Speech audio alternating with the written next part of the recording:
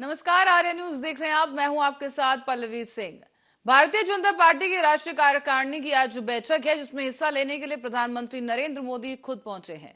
और ये बैठक दिल्ली में स्थित मुख्यालय में, बीजेपी के मुख्यालय में हो रही है। और इस बैठक में पहुंचने से पहले प्रधानमंत्री नरेंद्र मोदी ने दिल्ली में एक भव्य रोड शो भी किया है। और पीएम मोदी का जो ये रोड शो है, वो तय कार्यक्रम के मुताबिक पटेल चौक से शुरू हुआ। और इस रोड शो के दौरान क्या कुछ वहां पर माहौल है, ये जानने के लिए हमारे सहयोगी शुभम तिवारी वहां पर पहुंच चुके हैं। शुभम तिवारी से जानेंगे कि वहां पर कैसा माहौल है और जिस तरीके से इस कार्यकारिणी की जो बैठक है उसको लेकर तमाम सियासी जो यहाँ पर मियाद तय की जा रही है कि क्या कुछ कारण हो सकते हैं, किन किन अहम मुद्दों पर आज चर्चा हो सकती है इस बैठक के अंदर, उसके बारे में भी जानकारी लेंगे। और किस तरीके से इस पूरे भव्य शो के दौरान क्या कुछ वहां पर लोग वहां पर दिखाई दिए, किस तरह के नारेबाजी हुई, किस तरह के सांस्कृतिक कार्यक्रम देखने को मिले, उसके बारे में शुभम से पूछेंगे। शुभम, आप वहां पर मौजूद हैं, इस वक्त कैसा वहां पर माहौल बना हुआ है? पटेल चौक से थोड़ी देर पहले मोदी का काफिला गुजरा है और इस रोड शो में तमाम भीड़ थी और पूरा खचाखच रास्ते के दोनों तरफ लोग खड़े थे। और सबसे बड़ी बात ये दिखी कि तमाम तरह के लोग और राजस्थान से भी आए हुए कई क्या कहते हैं कलाकार थे, ढोल नगाड़ों से तमाम जगह का स्वागत हुआ। हर जगह बैनर होर्डिंग लगे हुए आपको दिखेंगे। मेरे पीछे भी एक बैनर लगा है जिसमें G20 को लेकर चर्चा हुई है। और इस रास्ते पे आप सीधे चले जाओगे तो कम से कम 10 बैनर लगे, हर बैनर अलग अलग तरह से, जिसमें कि किसी बैनर में G20 को लेकर चर्चा है तो वहीं किसी दूसरे बैनर में क्या कहते हैं सेना को लेकर चर्चा है। इस तरीके से और इसी रास्ते से मोदी गुजरे हैं। और यहाँ के बाद से तमाम वो जगह आपको दिखाएंगे जहाँ से कि तमाम क्या कहते हैं बीजेपी नेता, उसमें उत्तराखंड के मुख्यमंत्री भी और मनोहर लाल खट्टर भी, तमाम लोग यहाँ शामिल हुए। और उसके बाद यहाँ से उसकी कार्य योजना बनी और यहाँ से मोदी का कार्यक्रम हुआ। उसके बाद वो यहाँ से पार्टी दफ्तर के लिए गए और जहाँ तमाम उनके बड़े नेता और अलग अलग तरह के लोगों ने उनका स्वागत किया। और वो इसी रास्ते से गुजरे और भीड़ को देख के लग रहा था कि नहीं, ये तैयारी के तौर पे था। और ये एक रोड शो ही नहीं, वो रोड शो जब वहां से चला, आगे आते आते वो रैली में बदल गया। और वो रैली और भीड़ तमाम जगहों पे आपको देखने को मिलेगी। तो शुभम, यहाँ पर अभी कौन कौन पहुंच चुका है? 12 राज्यों से मुख्यमंत्रियों को पहुंचना था, क्या सभी पहुंच चुके हैं? अब से कितनी देर में बैठक शुरू होने जा रही है? बैठक की शुरुआत लगभग आधे घंटे में हो जाएगी। और इसमें 12 राज्यों के मुख्यमंत्री शामिल हुए हैं इस राष्ट्रीय कार्यकारिणी की बैठक में। और उसके अलावा 35 कैबिनेट मंत्री हैं और तमाम प्रदेशों के प्रदेश अध्यक्ष, ये सारे लोगों को वहां बुलाया गया है। उसमें लगभग 4 या 5 मुद्दे हैं जिन पर चर्चा होगी। जो अभी मोदी जो तत्कालिक मुद्दे हैं भारत में, उनसे क्या पार्टी की रणनीति होगी, पहले तो उससे चर्चा होगी। फिर दूसरा प्रस्ताव यह है कि पार्टी या संगठन के बीच में किस तरीके का सामंजस्य बनाया जाएगा। और तीसरी सबसे बड़ी चर्चा है कि बीजेपी अध्यक्ष को लेके, कि अध्यक्ष का भी चुनाव होने वाला है, क्या जेपी नड्डा की फिर से वापसी हो सकती है? हाँ बिल्कुल, क्योंकि 20 जनवरी को जेपी नड्डा का कार्यकाल जो है खत्म हो रहा है पार्टी के राष्ट्रीय प्रेसिडेंट के तौर पर। लेकिन यहाँ पर आपसे ये पूछना चाहेंगे शुभम, क्या लगता है, क्या कयास लगाए जा रहे हैं कि क्या उनका कार्यकाल बढ़ाया जा सकता है या फिर कोई नए नाम की यहाँ पर घोषणा होगी? अभी नए नामों की उस तरीके से चर्चा नहीं है जिस तरीके से मतलब जब वो आए तो थी।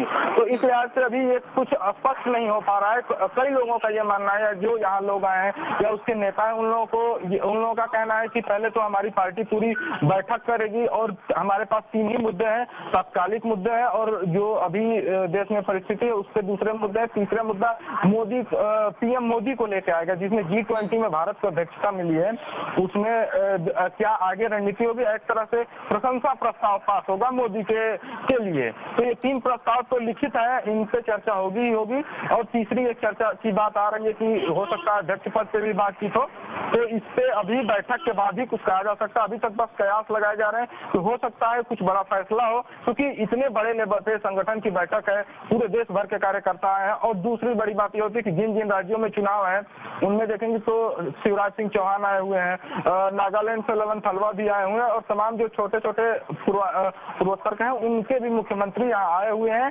तो चुनाव के लिए भी रणनीति तय होगी कि जो इस समय 2023 में 9 राज्यों में चुनाव, उसमें पार्टी की क्या रणनीति होगी, और गुजरात में ऐतिहासिक जीत हुई है उस पर भी बात होगी, और हिमाचल और एमसीडी में जो हार हुई है उस पर भी चर्चा होगी। तो शुभम, क्या मुख्य केंद्र इस वक्त जो है, अगर सिर्फ रोड शो की हम बात करें तो रोड शो में मुख्य केंद्र इस वक्त क्या रहा? जिस तरह का उत्साह देखने को मिला, कई सांस्कृतिक कार्यक्रम भी इस बार देखे गए हैं कि पीएम मोदी के रोड शो के दौरान हुए हैं, उनके स्वागत के लिए काफी खास तैयारियां की गई थी, तो उसके बारे में क्या जानकारी है आपके पास?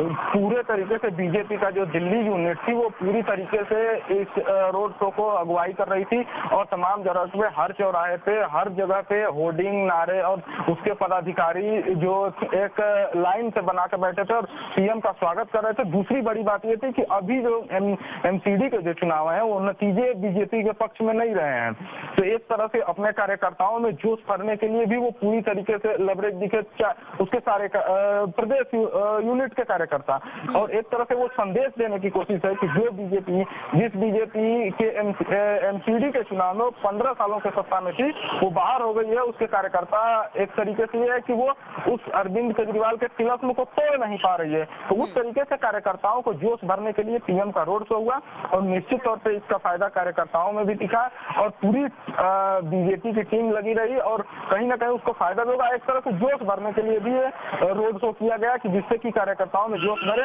और आगे की रणनीति पर चर्चा हो सके। शुभम, सुरक्षा की अगर बात की जाए तो सुरक्षा के लिहाज से कन्वेंशन सेंटर के बाहर क्या कुछ इंतजाम देखने को मिल रहे हैं? तमाम तरह के इंतजाम यहाँ देखेंगे, पूरी तरीके से फोर्स लगी थी, और कार्यकर्ताओं के लिए भी अलग अलग तरह की व्यवस्थाएं थी, और सुरक्षा व्यवस्था के नजरिए से देखेंगे तो कहीं कोई तरह की असुविधा न हो, इसके लिए तमाम केंद्रीय एजेंसियां लगी थी सुबह से ही, और उसके बाद भी वो छोटे छोटे सारे लोग लगे रहे, और एक तरह सफल बनाने की तैयारी हुई, और सफल भी रहा वो पूरे इसका रोड शो। और इसी तरीके से, और अभी फिलहाल में तैयारियां देखेंगे तो सब लोग बसों में भेजने की तैयारी है, उस तरीके से जो तैयारियां हैं उस पे काम चल रहा है, वही अभी फिलहाल उसी में सारे कार्यकर्ता लगे हैं। तो शुभम, ये क्योंकि सर्वोच्च इकाई है बीजेपी की, जो राष्ट्रीय कार्यकारिणी की जो बैठक आज हो रही है, इसमें अब क्या लगता है कि G20 को लेकर खासतौर पर यहाँ पर चर्चा होगी, मंथन किया जाएगा, या फिर लोकसभा चुनाव भी क्योंकि नजदीक है और इसी के साथ ही 9 राज्यों में चुनाव होने जा रहे हैं, उसको लेकर भी बीजेपी कहीं ना कहीं, क्योंकि बीजेपी चुनाव के लिए हमेशा तैयार ही दिखाई दी है और इससे पहले भी लगातार वो चुनाव के लिए तैयारियों में जुट चुके थे, तो क्या इसे भी एक अहम तैयारी के तौर पर ही देखा जा सकता है, जहां पर आगे की रणनीति पर फैसला लिया जाएगा, अहम फैसले यहां पर सामने आएंगे 2024 के लिहाज से? हाँ, ये तो सबसे बड़ा सवाल है बीजेपी के लिए, या बीजेपी जो इतने बड़े पैमाने पे अपने बदलाव कर रही है या जो बैठक कर रही है, इसको 2024 के ही नजरिए से देखा जा रहा है। लेकिन दूसरी बड़ी बात यह है कि जिस राज्यों में चुनाव है, 9 राज्य हैं, जिसमें मध्य प्रदेश सबसे बड़ा राज्य है, राजस्थान आता है, तीसरे नंबर पर छत्तीसगढ़ में चुनाव है, ये तमाम बड़े राज्य हैं जिसमें लगभग 100 सीटें आती हैं लोकसभा की। इन 100 सीटों पे फोकस करने की तैयारी है, और माना जाता है कि ये सेमीफाइनल के तौर पे है, इसके नतीजे उन्हें को प्रभावित करेंगे, ऐसा मानना है लोगों का। बीजेपी इसके लिए पूरा दमखम से लगी हुई है, और सबसे बड़ा सवाल दिल्ली को लेकर यह है कि दिल्ली में लगभग 98 से बीजेपी यहाँ सत्ता में नहीं है, सत्ता से लगातार बाहर रही, वो कांग्रेस से लड़ती रही, फिर कांग्रेस के बाद तमाम तरह के जो नेता है वो लगातार 15 साल कांग्रेस से टकराती रही, उसके बाद दिल्ली में आम आदमी पार्टी के तिलस्म को तोड़ नहीं पाई। तो एक तरह से वो भी है कि उस तोड़ने की रणनीति पर चर्चा हो कि बीजेपी आखिरकार सारे प्रदेशों में जीतने के बाद भी यहाँ दिल्ली तक आते आते क्यों वो हार जाती है, और क्या गलतियां रह जाती हैं जिससे कि वो सारे देश में मोदी का परचम रहा है, लेकिन दिल्ली के जहाँ की सारी पार्टियां, सारे नेता हैं, वहाँ चुनाव क्यों हार जाती है। तो इस पे भी चर्चा होगी, और इसके साथ लोकसभा चुनाव पे भी चर्चा होगी कि उन सीटों पे कैसे जीता जाए, और रणनीति बनाई जाएगी जिससे कि वो 19 के चुनाव में या तो पीछे रह गई या तो बहुत छोटे अंतर से जीती।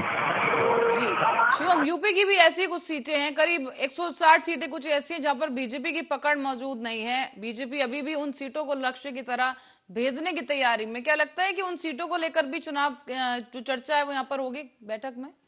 जी 104 नहीं, वो 144 सीटें हैं जिन पे चर्चा होगी। वो 144 सीटें जो 2019 में बीजेपी ने हार गई थी, उन वो 144 सीटों पे वो एक एक सांसद और एक एक मंत्री को लगा के वो पूरे तरीके से काम कर रही है। और इसमें उस पर भी चर्चा होगी जिससे कि बीजेपी कमजोर हो रही है, या वो उन सीटों पे तो चर्चा होगी। सबसे बड़ा बात यह है कि जिन जिन राज्यों में राज्य सरकारें कमजोर है, नेतृत्व कमजोर है, वहाँ उसको हो सकता है हार का डर है, उस पर भी वो चर्चा करेगी। वो उन 144 सीटों के अलावा भी जिन सीटों पे अंतर जीत का अंतर कम था, उस सीटों पे वो फिर से रणनीति बनाएगी और फिर से एक नए सिरे से वो आएगी, क्योंकि 2024 का बड़ा चुनाव है और मोदी कार्यकाल का वो तीसरा कार्यकाल शुरू होगा। तो इस तरीके से बीजेपी पूरी तरीके से तैयारी में जुटी है और उसके तमाम नेता वो जो इन रैलियों में दिख रहे हैं या जो इन रोड शो में दिख रहे हैं, आप इससे समझिए कि 12 राज्यों के मुख्यमंत्रियों को बुलाया गया है और सारे कैबिनेट मंत्री और सारे प्रदेश अध्यक्ष, महासचिव, जो आरएसएस के भी कुछ बड़े नेता आएंगे। इसमें महामंथन, बीजेपी इसको मंथन नहीं महामंथन मान रही है कि 2024 के लिए वो महामंथन करेगी और कांग्रेस को नए सिरे से फिर किस तरीके से विपक्ष को फिर से धाराशाही करना है उस पर विचार करेगी। तो शुभम, और कौन से दिग्गज इस वक्त बैठक में पहुंचे हैं जो बैठक में शामिल होंगे? बैठक में दिल्ली यूनिट के लोग हैं, यूपी से योगी आदित्यनाथ हैं, केशव प्रसाद मौर्य हैं, ये उसके अलावा बैठक में शिवराज सिंह चौहान हैं, गुजरात के मुख्यमंत्री भूपेंद्र पटेल हैं, और इसके बाद देखेंगे तो नागालैंड से ललन थलवा भी आए हैं, मेघालय से कनराड संगमा आए हैं, और जो और त्रिपुरा से भी हो सकते है कि आज देर रात को या अभी वो मानिक सरकार भी वहां से आ जाए। तो इस तरीके से वो मानिक साहब भी आ जाए तो तमाम बीजेपी के वो बड़े नेता, खास करके वहाँ जहाँ चुनाव है उन लोगों को आरएसएस के भी दिग्गज क्या पहुंचे हैं? क्या मोहन भागवत के पहुंचने की भी संभावना है? अभी मोहन भागवत के पहुंचने की कोई संभावना नहीं है, क्योंकि आरएसएस की ये बैठक नहीं है, ये बीजेपी की बैठक है और बीजेपी आंतरिक तौर पे वो इन सारी चीजों पे वो विचार विमर्श करना चाहती है, जिससे कि और अपने जो कार्यकर्ता हैं जो अपने बैठक उनको जीत का मंत्र देने के लिए बुलाई है। तो कहीं ना कहीं आरएसएस के वो बड़े नेता इसमें शामिल नहीं होंगे।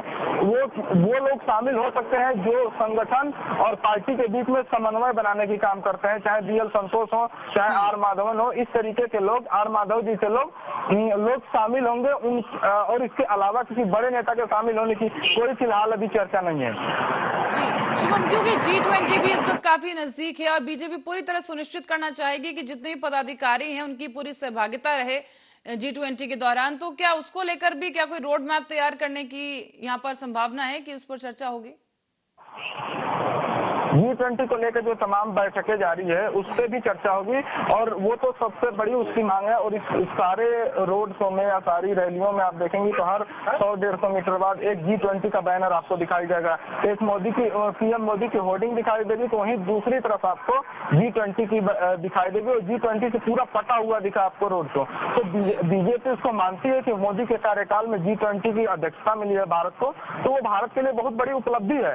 आप इस उपलब्धि का अंदाजा इस बात से लगा सकते हैं कि उसके लिए अधिवेशन में प्रस्ताव पारित हो रहा है मोदी को धन्यवाद के लिए, तो कितना बड़ा इसको। और एक तरह से देखेंगे तो 24 को पूरी तरीके से भुनाने की कोशिश भी है कि इसी G20 के तहत सरकार को या देश को बताया जाए कि मोदी के कार्यकाल में इतनी बड़ी रैली हुई है, इस तरीके से इनको देश को इतना बड़ा उपलब्धि हासिल है और बड़े तौर पर दिखाने के लिए कोशिश भी कर रही है।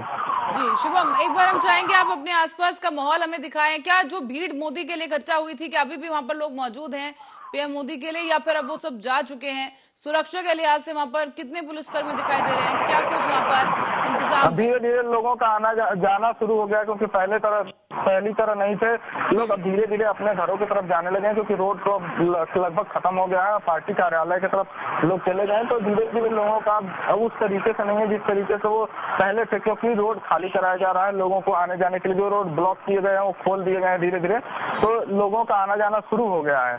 अब पहले क्योंकि सारे रोड बंद हो गए थे, इस वजह से दिल्ली के आने जाने के लोगों को दिक्कत हो रही थी, तो इस लिहाज से रोड शो खत्म होते पुलिस ने तत्कालिक तौर पे इन सारी चीजों को हटाने लगा और लोगों को घर जाने के लिए बसों की व्यवस्था की गई थी। उन बसों में बैठा के पुलिस प्रशासन या बीजेपी के जो नेता थे, जो यहाँ के स्थानीय नेता थे, वो बैठा के लोगों को भेजने लगे, इसीलिए कि रास्ता खाली कराया जा सके, लोगों को किसी प्रकार से आने जाने में परेशानी न हो। ठीक है शुभम, और क्या कुछ जानकारी आपको? जो बैठक है वो कितनी देर लगभग होने की यहाँ पर अनुमान है?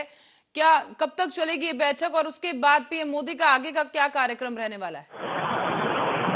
अभी तो फिलहाल बीजेपी की बैठक होगी, या बीजेपी की बैठक के बाद हो सकता है किसी अध्यक्ष पे कोई बात बन जाए तो कल भी बैठक हो सकती है, क्योंकि बड़ा चुनाव है, बड़ी पार्टी है, उसके पास आगे जिम्मेदारियां भी है। तो जेपी नड्डा पे यदि कुछ बात होती है या बैठक में कुछ इस बात की चर्चा होती है तो हो सकता है बैठक कल भी हो। लेकिन अभी तक ये कहा जा रहा है कि आज 3 मुद्दों पर बातचीत होगी और 3 ही प्रस्ताव पास होंगे। हो सकता है अंदर जाने के बाद कुछ और बड़ा प्रस्ताव पारित हो जाए, तो उसके बाद बैठक कल भी चल सकती है। लेकिन फिलहाल आज बैठक चलेगी और इसके बाद सारे नेता यहीं दिल्ली में ही रहेंगे और आगे के लिए रणनीति बनाएंगे। और उसके बाद ही आज की बैठक के बाद ही स्थितियां तय हो पाएंगी कि कल बैठक होगी या क्या आगे का फैसला होगा, अध्यक्ष को लेके या पार्टी पदाधिकारियों को लेके या दिल्ली को लेके या 24 को लेके कोई बड़ा संदेश आएगा। इसके लिए बैठक के बाद का इंतजार करना होगा। जी शुभम, इसके बाद का क्या कुछ कार्यक्रम है? क्या इसके बाद पीएम मोदी संबोधन भी करेंगे किसी तरह से, या फिर कल जब पूरी बैठक खत्म हो जाए या कोई बड़ा जब निर्णय आएगा क्या उसको लेकर भी जनता के सामने भी उसे रखा जाएगा? अभी इसको लेके कोई बड़ी जानकारी नहीं निकल के आई है। हो सकता है यदि आज बैठक खत्म हो जाएगी तो जरूर पीएम संबोधन देंगे वहां से, लेकिन यदि बैठक कल के लिए कल भी होती है तो संबोधन हो सकता है वो संभवित कल ही हो। लेकिन अभी इस तरीके का कोई सूचना नहीं आई है कि मोदी संबोधन करेंगे ही, क्योंकि अभी प्रस्ताव के अलावा जो बड़े बड़े प्रस्ताव हैं उसकी कोई जानकारी नहीं मिल पाई है। वो जानकारी जब तक नहीं सामने आती है कि बैठक में उन 3 प्रस्ताव के अलावा किस किस प्रस्ताव पर चर्चा होगी और या अध्यक्ष को लेकर क्या होगा, तब तक कुछ कहा नहीं जा सकता कि संबोधन देंगे या नहीं देंगे, क्योंकि बैठक के समापन सत्र में ही पार्टी अध्यक्ष का या पीएम का भाषण जो होता है वो सभा समापन या सम्मेलन समापन के बाद ही होता है। तो जब तक बैठक समापन का संदेश नहीं आएगा तब तक ऐसा कुछ कहा नहीं जा सकता कि वो संबोधन देंगे। ठीक है शुभम, आपके पीछे भी एक बहुत बड़ा बैनर लगा हुआ है, हम चाहेंगे एक बार आप दर्शकों को दिखाएं कि किस तरीके का बैनर है, क्या कुछ उस पर छपा हुआ है।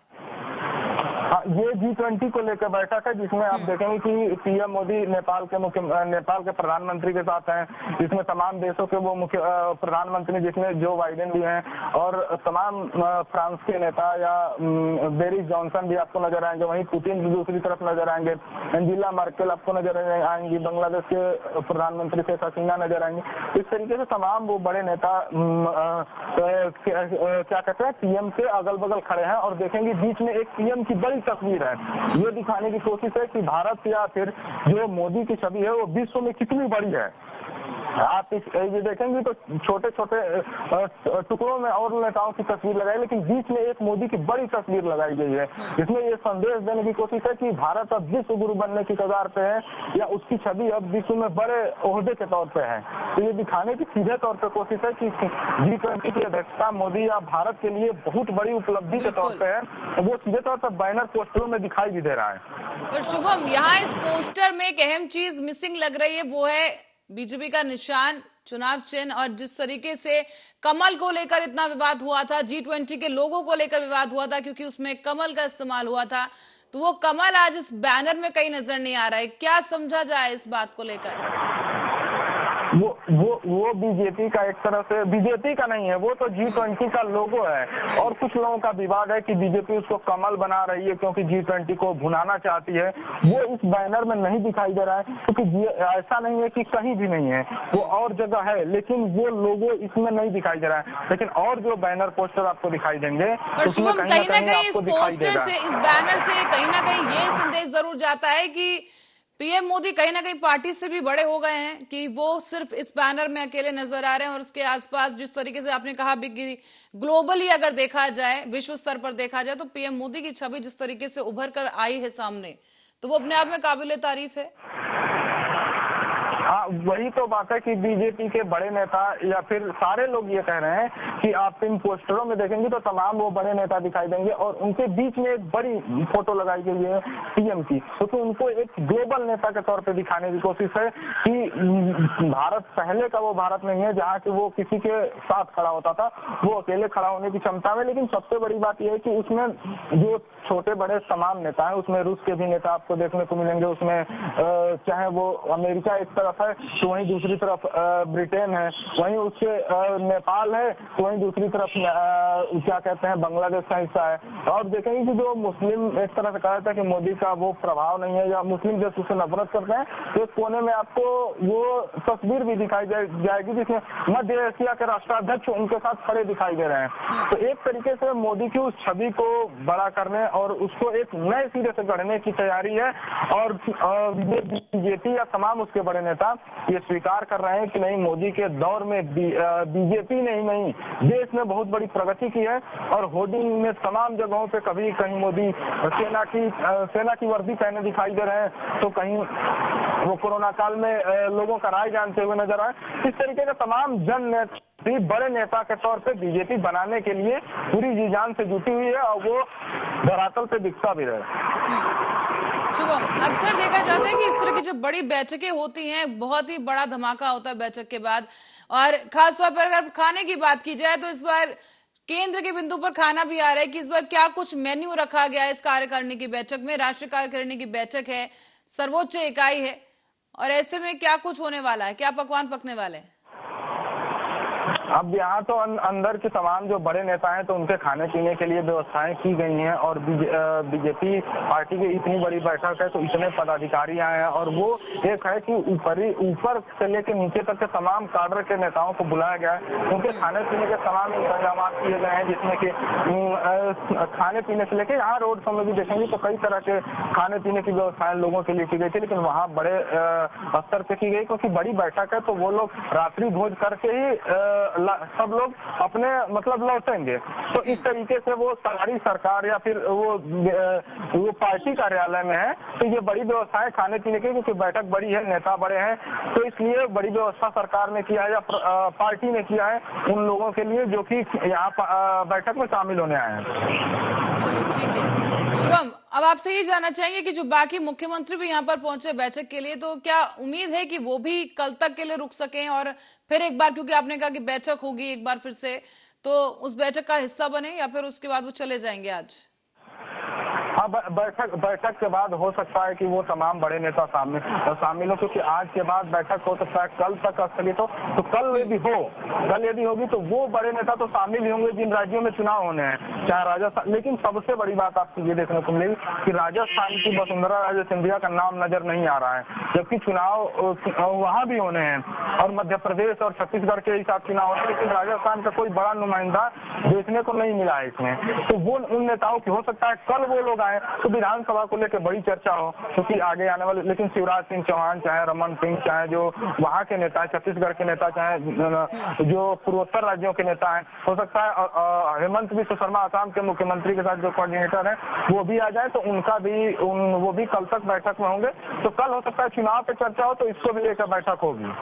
तो शुभम, एक बैठक से पहले जिस तरीके से पीएम ने ये छोटा रोड शो किया है, महज 15 मिनट का रोड शो किया, इस रोड शो के क्या मायने निकाले जाए? इस रोड शो के सबसे बड़ा मायना यही है कि जिस राजधानी में जो बड़ी पार्टी जो कि इतने सबसे बड़ी पार्टी का होता उसके पास देश में है, और वो राजनीतिक तौर पे ये स्वीकार करती है कि लगातार वो जीत रही, लेकिन राजधानी में जहां उसके सारे नुमाइंदे हैं वहां वो जीत नहीं दर्ज कर पाती है। और जहां जो 15 साल से सत्ता में थी उसको हटा के एक नई पार्टी सत्ता में आई है और आम आदमी पार्टी को लगातार रही है और जीत नहीं पा रही है। तो सबका संदेश है और पहले चुनाव में हार का है तो हार को या हार के कारणों पर चर्चा करेगा। दिल्ली में मजबूत रहेगी सीधे तौर पर तो पूरे दिल्ली में जो 91 में दिल्ली राज्य संपूर्ण राज्य के दर्जे के साथ सत्ता में आई, लेकिन वो 5 साल का कार्यकाल नहीं पूरा कर पाई, जबकि उसके पास मनोहर जैसे नेता या उसके बाद साहिब सिंह बने जो 2 साल तक सुषमा स्वराज जैसे बड़े नेताओं से मुख्यमंत्री पद का उम्मीदवार बनाए, लेकिन प्याज और जैसी न्यूनतम जरूरतों में सुषमा स्वराज जमा पड़ा। इस तरीके से आप देखेंगे दिल्ली प्रदेश बीजेपी को मजबूत करने या फिर यहाँ जो हार रही है उस जीत का मंत्र देगी, क्योंकि लगातार आम आदमी का पार्टी का तिलस्म बढ़ता जा रहा है। जैसे वो कांग्रेस का तिलस्म नहीं तोड़ पाई, उसी तरीके से वो आम आदमी पार्टी उसके सामने खड़ी हो जा रही है। तो उस तरीके से उसके तिलस्म को तोड़ना है और कार्यकर्ताओं में जोश भरना है कि अभी जीत के लिए मंत्र है, आप जीत सकते हैं। ठीक है। अर्जुन, बहुत बहुत धन्यवाद हमारे साथ जुड़ने के लिए। और दर्शकों को बता दें, एक बार फिर आपको दिखाते चलें कि ये कुछ झलकियां हैं प्रधानमंत्री नरेंद्र मोदी के रोड शो की, जो कि राष्ट्रीय कार्यकारिणी की बैठक से पहले पीएम मोदी ने एक छोटा सा 15 मिनट का रोड शो किया, लेकिन इस दौरान लोगों की काफी भीड़ यहां पर दिखाई दी है जो प्रधानमंत्री की एक झलक के लिए वहां पर पहुंचे। और फिलहाल आपको बता दें कि राष्ट्रीय कार्यकारिणी की बैठक शुरू हो चुकी है। इस बैठक में खास मेन्यू भी डिसाइड किया गया है और यहाँ पर 12 राज्यों के मुख्यमंत्री पहुंचे हैं। 9 राज्यों में चुनाव होना है, फिर लोकसभा चुनाव है। इसको लेकर बीजेपी के सामने इस वक्त कई चुनौतियां हैं जिनको लेके इस बैठक में रणनीति तय की जा सकती है। और बीते साल में जो हार, छोटी मोटी हार जो बीजेपी के सामने आई है, बीजेपी को देखने को मिली है। खासतौर पर बात की जाए हिमाचल प्रदेश के हुए चुनाव की, एमसीडी चुनाव की जो बात की जाए, उसको लेकर भी इस बैठक में मंथन किया जाएगा। और उम्मीद है कि इस बैठक के बाद कोई अहम निर्णय यहां पर सामने आए। खासतौर पर आपको बता दें, जेपी नड्डा के पद को लेकर भी इस वक्त संशय की स्थिति है। हो सकता है कि उनका जो कार्यकाल है उसे बढ़ाया जाए, या फिर हो सकता है कि एक नया नाम या और एक नया चेहरा यहां पर सामने आए। इसी के साथ ही फिलहाल के लिए बुलेटिन में इतना ही। आप देखते रहिए आर्या न्यूज।